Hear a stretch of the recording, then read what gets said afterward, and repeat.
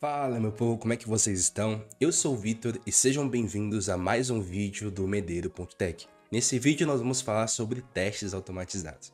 Vamos descobrir o que eles são, o que eles comem, onde eles vivem e para que eles são úteis na hora da gente desenvolver o nosso sistema em Java. Primeiro, o que são testes automatizados? Como o próprio nome já diz, é um teste que executa de maneira automática. No passado, principalmente, por exemplo, quando nós falamos em desenvolvimento ágil, tinha uma pessoa, né, ou era necessário uma pessoa ser responsável por garantir a qualidade do sistema. Tô falando que hoje ainda não é, mas a minha experiência, por exemplo, é de que normalmente tinha uma pessoa responsável só por testar as funcionalidades e as features que nós devs desenvolvíamos. Então, normalmente, o fluxo era: nós desenvolvíamos alguma funcionalidade, a gente disponibilizava isso em um ambiente de homologação e uma pessoa ia lá e testava se a funcionalidade que nós desenvolvemos estava funcionando como esperado. Se você conseguir perceber, isso não é efetivo, porque nós estamos delegando para uma pessoa humana que pode errar, que podem cometer erros e que não é rápida nas execuções de tarefas, a capacidade de definir se um software funciona ou não. Isso não é efetivo nem para a empresa e nem para o time que está desenvolvendo aquele sistema. Com isso, foi criado o teste automatizado, que tem o objetivo de diminuir o custo que é ter uma pessoa só para fazer isso e também aumentar a velocidade em que esses testes são desenvolvidos e executados. Tá? Quando nós falamos em testes automatizados, nós também temos que lembrar de um conceito muito importante, que se você nunca viu nada parecido, é a pirâmide de testes. Essa pirâmide de testes é simples, tá? Não quero colocar nenhum medo em você. O grande objetivo dela é nos direcionar quanto à quantidade de testes que nós vamos ter em cada uma das bases da pirâmide. Como você pode perceber, eu tenho 3 bases.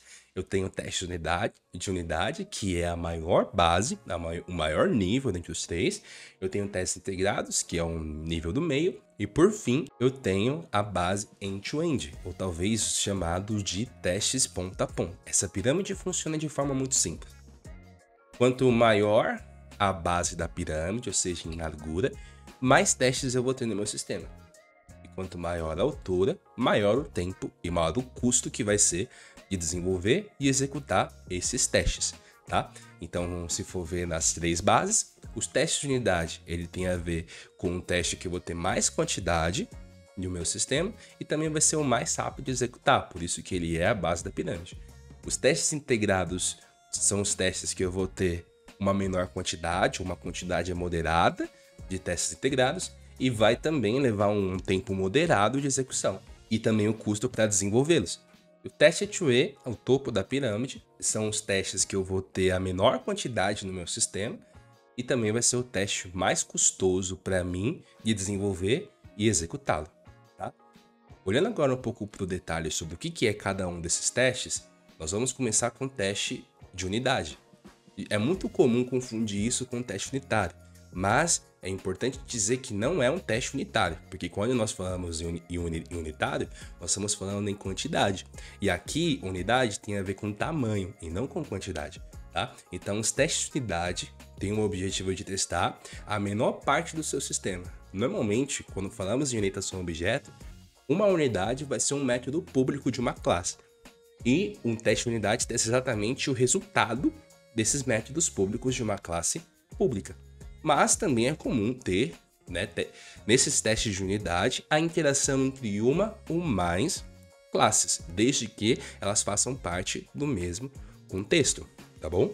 É importante falar que quando um teste de unidade faz uso, de uma parte que é exterior ao sistema, seja, por exemplo, um banco de dados, seja, por exemplo, uma outra API, uma API de terceiros, ou talvez um outro sistema da sua empresa, essas partes externas à unidade, elas não devem ser testadas no mesmo teste. Normalmente nós temos testes diferentes, porque elas são parte da mesma coisa, porém representam contextos diferentes. Então, para isso, o que nós fazemos?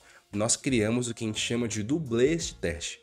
Se você já está acostumado com o que é teste automatizado, esses dublês de teste são os mocks, os fakes, os stubs. Eu não vou falar o que cada um deles são, vou deixar um artigo para você ler caso você fique interessado. Mas esses dublês de testes, todos têm o objetivo de simular o comportamento de uma parte real do sistema. Então, por exemplo, se eu tenho uma unidade que faz uso de uma conexão com o banco de dados, no teste de unidade eu não vou testar a conexão com o banco de dados. Eu não vou fazer uma conexão de fato. Eu vou simular isso, criando um dublê para o meu banco de dados e definindo exatamente o comportamento que eu quero que ele faça. Esse é o grande objetivo de dublê: substituir uma parte real com o objetivo de estabelecer exatamente o que ele precisa fazer naquele momento, tá bom? Então, os testes de unidade têm o objetivo de testar a menor parte do sistema e somente ela, tá bom? Somente essa menor parte. Os testes de unidade, eles são muito legais porque eles são fáceis de executar, são fáceis de escrever e são muito rápidos, né? Mas nem sempre eles são suficientes. Como você pode ver no GIF, eu tenho três unidades aqui, ou melhor, duas, né? Eu tenho a fechadura e tenho a porta. Mas quando eu testo as duas separadamente, as duas estão funcionando. Mas quando eu testo a integração entre elas, que é a fechadura trancar a porta, isso não funciona muito bem, porque a porta ela é de correr e a fechadura não tá preparada para isso.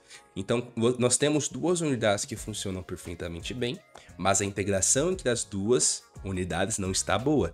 Por isso, eu preciso de testes integrados, que tem o objetivo de testar justamente a integração entre uma, duas ou mais unidades, tá? Diferentemente do ponta a ponta que a gente vai chegar, ele tem o objetivo de testar features e não testar um sistema como um todo, tá? Ou talvez uma parte de um sistema inteiro, tá? Então, normalmente, o que você tem que fazer aqui é testar features, como, por exemplo, um exemplo muito prático disso, nós temos, por exemplo, um endpoint na nossa API que autentica um usuário. Um teste integrado vai fazer um uso de um banco de dados, seja ele em memória, ou talvez um banco de dados em homologação ou em desenvolvimento, para justamente simular a integração entre as duas. Ou seja, nesse teste você não vai só testar se a unidade está funcionando, e sim se a conexão do banco de dados está funcionando, se os dados estão sendo inseridos corretamente. Então você está justamente testando essa integração entre as duas partes do sistema, que nesse caso é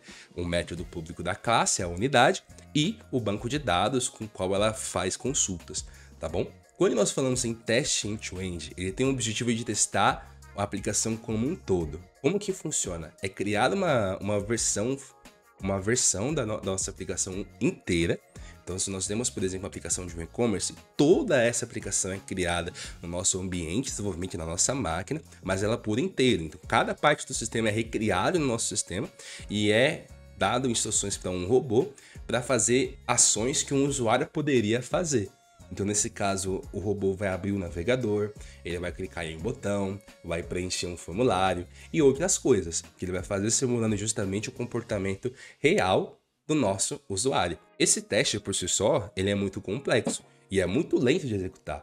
Por isso, esse teste especificamente é o teste que você quer ter menos no seu sistema, porque ele vai demorar muito para executar e ele talvez, se uma parte falhar do seu sistema, você não vai achar exatamente onde o erro está acontecendo, porque ele é muito complexo, ele pode falhar em diferentes partes do sistema. Então, normalmente, dentro de uma empresa, esse teste é o teste menos usado.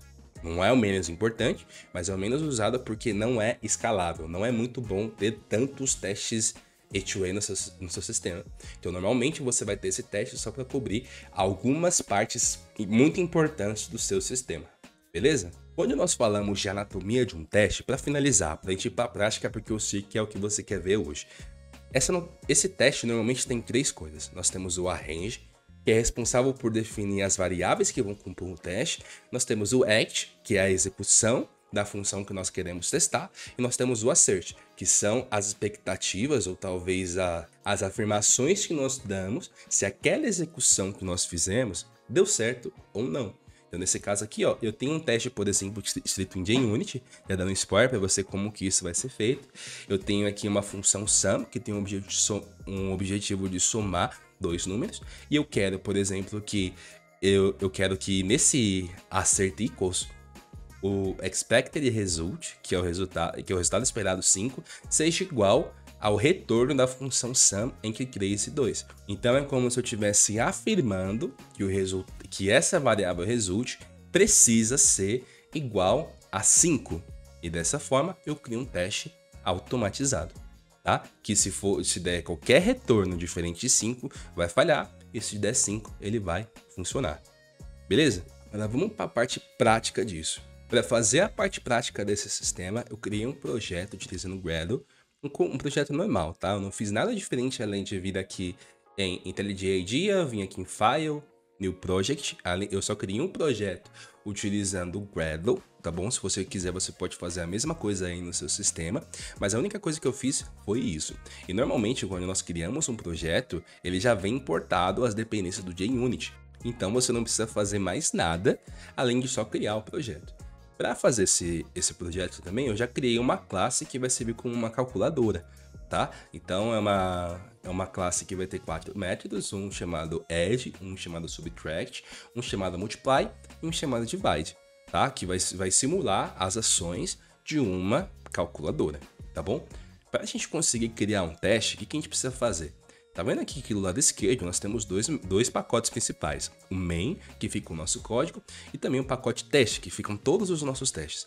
E, como boa prática, o objetivo é ter as mesmas classes que nós temos no nosso pacote main, temos também no nosso pacote de teste. Então, o que eu preciso fazer? Eu preciso criar as mesmos pacotes e as mesmas classes. A única diferença é de que um teste, ele precisa ter um sufixo, ou seja, uma classe que vai simular um teste, precisa ter um sufixo de nome teste. Então, se eu quero criar um teste para a classe calculator, eu preciso criar um arquivo chamado calculator test. Então, vamos começar.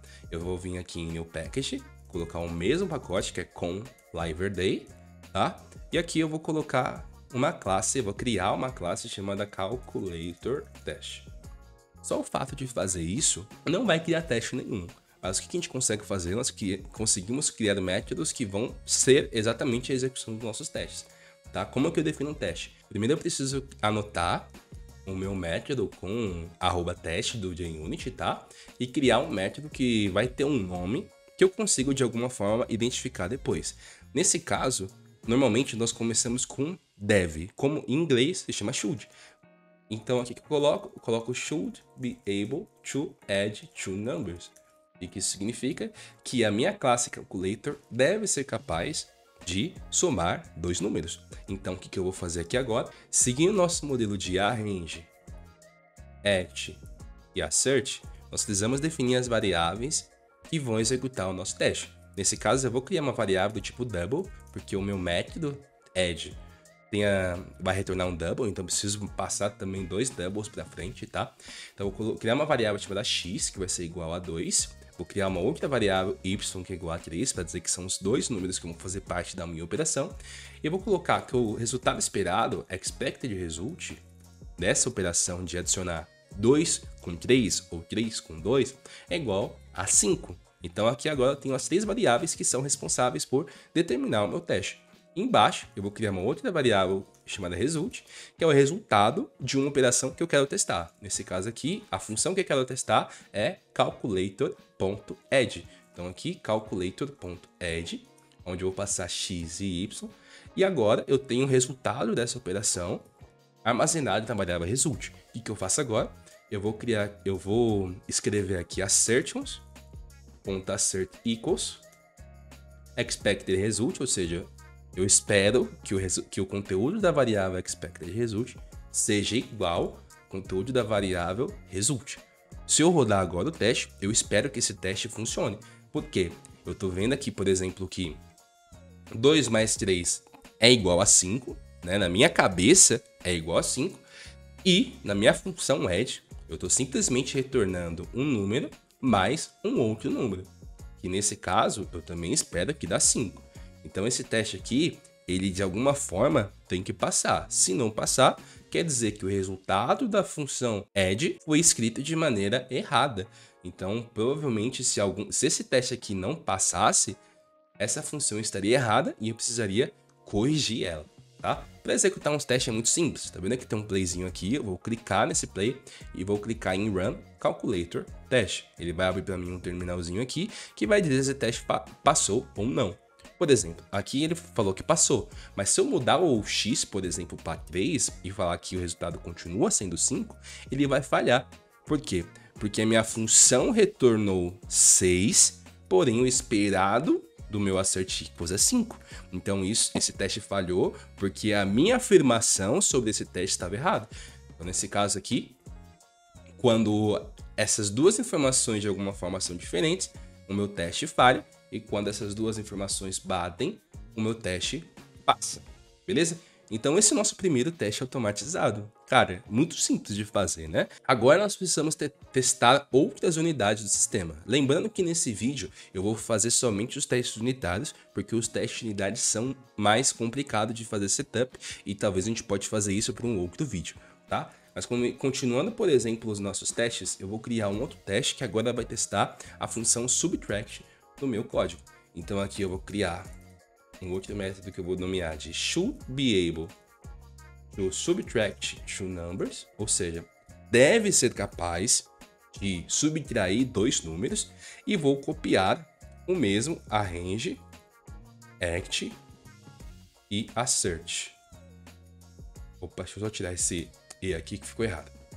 Vou criar de novo uma variável x, que vai ser igual a 5 dessa vez, uma outra variável y, que vai ser igual a 3, tá? E o resultado de 5 menos 3, eu espero que seja 2, tá? E agora eu vou criar uma outra variável result, é igual a calculator, só que dessa vez, ao invés de add, vai ser subtract. Então, subtract x e y, passando as duas variáveis como argumento dessa função. Bom, agora aqui em assert eu posso escrever de novo assertions.assert equals, aonde o expected result seja igual ao result. Se você perceber, né, como eles estão trabalhando com a mesma classe e essa classe tem métodos muito parecidos, os testes vão ter a mesma anatomia, o mesmo corpo. A única que vai mudar vai ser o act, que ao invés de eu testar calculator.add, eu estou testando calculator.subtract. As demais partes do teste vão ser completamente iguais, tá bom? Nesse caso aqui também tem que funcionar, porque 5 menos 3 nós sabemos que é igual a 2. E aqui no subtract, eu estou falando que a number menos another number vai ser o resultado dessa função. Então 5 menos 3 é esperado que retorne 2. Se eu rodar esse teste, aqui agora, também passou. Mais uma vez, se eu mudar isso daqui, o x para 6, eu rodar novamente, você vai ver que vai falhar. Por quê? Porque eu esperava que fosse 2 no expected result, então o primeiro argumento de assert equals é o que eu espero do teste, e o segundo argumento do assert equals é exatamente o valor que eu quero comparar. Nesse caso, eu esperava por 2, que nem está no erro aqui, ó, mas o resultado, que está na variável result, foi igual a 3. Então, tá errado o meu teste. Nesse caso, o que está errado são as variáveis que eu passei para o teste, que estão incorretas. Mas, se eu mudasse, por exemplo, dentro do subtract para mais e rodasse aqui, também teria um problema. Por quê? Porque eu esperava um número 2, né, dentro do expected result aqui, mas o resultado que retornou foi 8, que é justamente a soma dos dois números. Então isso significa que o teste automatizado ele pode apontar erros também em relação à forma como o teste é escrito e também erros relacionados à forma como a função foi implementada. Por isso que é tão útil ter isso. Então imagina, por exemplo, que você está num sistema gigante e você muda uma função. Você muda, por exemplo, em vez de ser menos aqui, você muda para multiplicação. Se você tem testes automatizados que garantem a qualidade do seu código, esse código nem iria subir para o sistema de uma maneira equivocada, porque o seu teste já iria apontar, opa, tem um erro nesse código. Então essa é a grande importância que um teste tem sobre o nosso sistema, que é justamente garantir a qualidade do nosso código, tá? Continuando aqui, nós precisamos criar mais um teste, né, para outras duas funções que nós temos, que são a multiply e divide. Então aqui mais uma vez, should be able to multiply two numbers, ou seja, minha calculadora deve ser capaz também de multiplicar dois números, e dessa vez eu vou copiar esse código, porque você mesmo viu que é o mesmo corpo. A única coisa que vai mudar é o act, tá? Então aqui, por exemplo, em vez de ser subtract, eu vou fazer multiply, e tecnicamente eu também tenho que mudar o expected result. O resultado de 5 vezes 3 é igual a 15. Então, aqui dentro do meu expected result, eu vou colocar 15 e não mais 2, senão meu teste não vai passar.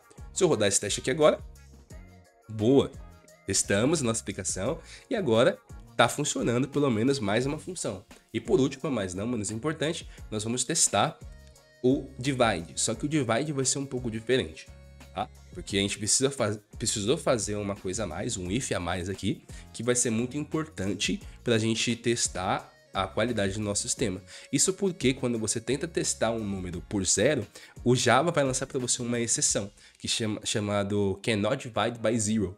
E para a gente evitar com que essa exceção, esse erro seja disparado no nosso sistema, é importante nós colocarmos esse if para evitar que essa operação seja feita.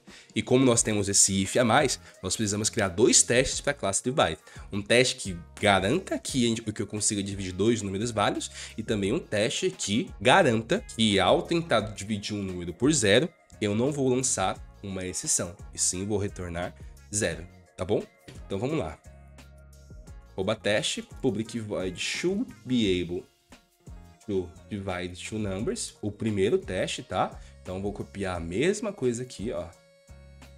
Então vou colocar, a única diferença que eu vou mudar agora vai ser no arrange, que eu vou mudar as variáveis para trazer o número inteiro, porque se eu dividir 5 por 3 vai dar um número quebrado, e para fim didático, vamos colocar um número inteiro para retornar um número inteiro, para ficar mais fácil da gente fazer, tá? Então em vez de ser 5 dividido por 3, eu vou fazer 6 dividido por 3, e o resultado dessa operação é 2. Então eu vou mudar o extra aqui também para divide, e tecnicamente o nosso teste precisa passar. Tá? Então tá passando, como esperado, só que agora a gente precisa criar um outro teste, que quando eu divido, por exemplo, isso por 0, eu preciso ter uma outra abordagem, tá? Então eu vou criar um outro teste aqui, chamado public void should be able to divide a number by zero, tá? E aqui eu vou colocar uma coisa and not throws an exception, ou seja, deve ser capaz de dividir um número por zero sem jogar uma exceção, tá bom? Então eu vou copiar o mesmo código aqui. O que vai mudar nesse caso vai ser o meu y, que nesse caso vai ser 0, tá? E o resultado também eu espero que seja 0, igual é o resultado do nosso if. Então, se um another number, que é a segunda variável, que nesse caso é o y, for igual a 0, eu retorno 0 para evitar qualquer problema. Só que dessa vez eu vou colocar dois acertos no meu código. Além de colocar esse assert equals, eu também vou colocar um outro assert, tá? Na execução do nosso método divide, que é o assertions.assert does not throw, que eu preciso passar uma expressão lambda para o meu código, que é justamente o executável. Nesse caso, o que ele vai fazer? Ele vai garantir de que essa expressão lambda, ou seja, a execução do calculator.divide, não joga nenhum erro. Ele ainda vai armazenar o resultado dessa operação aqui, dentro da variável result, mas ele vai fazer uma verificação a mais de que, cara, esse código não deve estourar nenhuma exceção, que é justamente o segundo teste que a gente vai fazer. Nesse caso, se rodar, ele precisa passar também, tá? E nesse caso passou, mas se eu tirar esse if daqui, olha só o que acontece. Ele falha, por quê? Porque ele está dizendo de que o resultado disso aqui é infinito, tá? Por quê? Porque não é possível dividir um número por 0, tá bom? Então, nesse caso aqui, eu coloco esse if para justamente evitar esse problema. E isso daqui é o único cuidado que nós precisamos ter quando nós vamos fazer uma divisão, por exemplo. Então, nesse caso aqui, nós terminamos o nosso projetinho básico. Eu espero que isso possa ter te ajudado de alguma forma. Esse projeto vai ter um link no GitHub para que você consiga ver, testar e conseguir ver como que eu codei cada uma das partes. Espero que isso tenha te ajudado de alguma forma. Em outros vídeos, nós vamos cobrir outros dois testes, que é o teste end-to-end e o teste integrado. Tá? O teste end-to-end é o mais difícil de fazer, talvez vai demorar um pouquinho para sair, mas eu prometo mostrar para você a aplicação pelo menos de cada um desses tipos de teste. Eu espero que eu tenha te ajudado e eu espero que você tenha gostado desse vídeo. Se você gostou, deixe seu like, se você não gostou, deixe seu dislike e comenta aí o que você achou. Valeu, gente, e até a próxima.